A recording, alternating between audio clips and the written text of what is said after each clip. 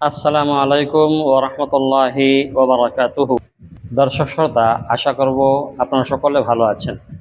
আজকের ভিডিওটা খুবই গুরুত্বপূর্ণ ভিডিওটা কি জানেন? ভিডিওটার বিষয়বস্তু হলো কিয়ামতের তিনটি আলামত বা কিয়ামতের তিনটি ঘটনা, যে ঘটনাগুলো শুনলে আপনার গায়ের লোম শিউরে যাবে।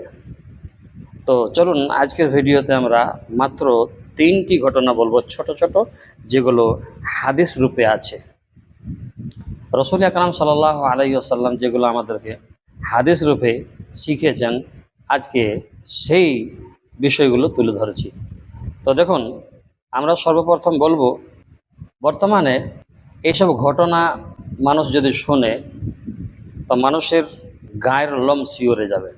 তার ভিতরে যদি কিঞ্চিত পরিমাণও ইমান বাকি থাকে তাহলে, আর যদি ইমান বাকি না থাকে তাহলে ইনশাআল্লাহ তার কোনো মনের মধ্যে পার্থক্যই হবে না। তো দেখুন, এক নম্বর আমরা বলবো আরব মরুভূমির পরিবর্তন। আরব মরুভূমি যে আগে ছিল তার পরিবর্তন ঘটবে।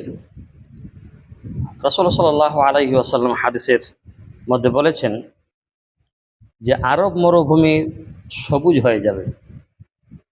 আর এখানে রাসূল বলেছেন যে শেষ জামানার আগে আরব ভূমি নদী নালা এবং সবুজ ভূমিতে পরিণত হবে।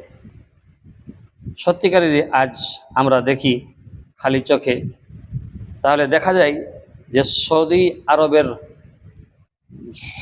ধূসর যে আপনার মরুভূমি রয়েছে, সেই ধূসর মরুভূমিকে সবুজ হয়ে যেতে দেখছি আমরা। তো এটা হলো প্রথম কথা, যে কিয়ামতের পূর্বে আরব মরুভূমি সবুজ হয়ে যাবে, অর্থাৎ শস্য ক্ষেতের মতো দেখাবে, সেখানে চাষ ইত্যাদি ইত্যাদি সব কিছু হবে। রসুলের জামানায় যেহেতু এরকম ছিল না। দ্বিতীয় নম্বর হলো নগ্নতার বিস্তার।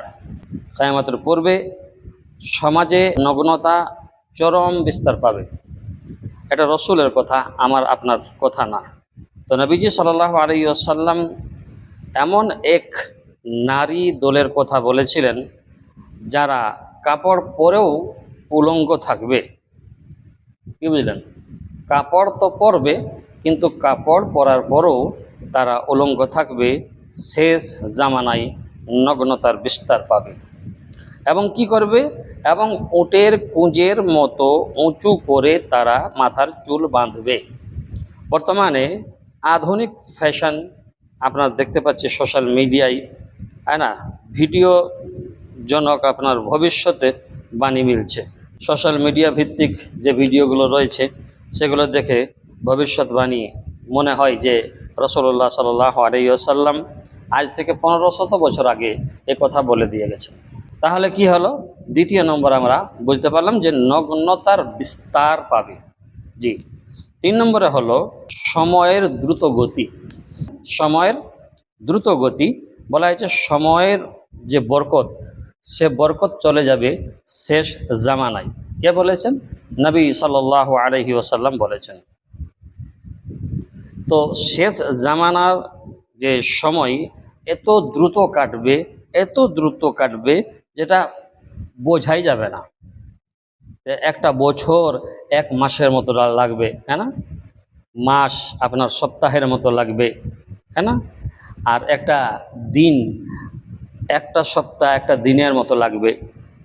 আজ আমাদের জীবন থেকে দেখুন, সময় যেন বাতাসের মতো উড়ে চলে যাচ্ছে। তাহলে এইসব দেখা আমাদের চোখের সামনে হচ্ছে।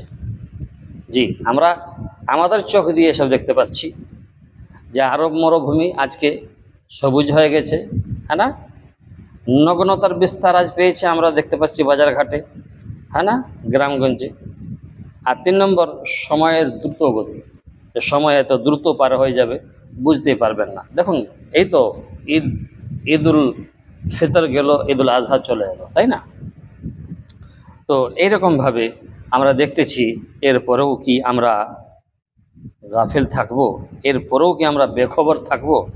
অতএব আমরা কি করব, এই সব ঘটনাবলী শুনে আমরা শুধরানোর চেষ্টা করি, আমরা আমাদের পরিবর্তনের চেষ্টা করি। দেখুন, নিজে পরিবর্তন না করলে কেউ আপনাকে পরিবর্তন করাতে পারবে না, এমনকি ফেরেশতারাও আপনাকে পরিবর্তন করাতে পারবে না। অতএব ক্ষেত্রে আমরা আজ বুঝতে পারলাম যে কিয়ামতের পূর্বের 3টি যে ঘটনা ঘটবে, সেই ঘটনার ব্যাপারে রাসূল সাল্লাল্লাহু আলাইহি ওয়াসাল্লাম কি বলেছেন। ভালো থাকবেন। আসসালামু আলাইকুম ওয়া রাহমাতুল্লাহি ওয়া বারাকাতুহু।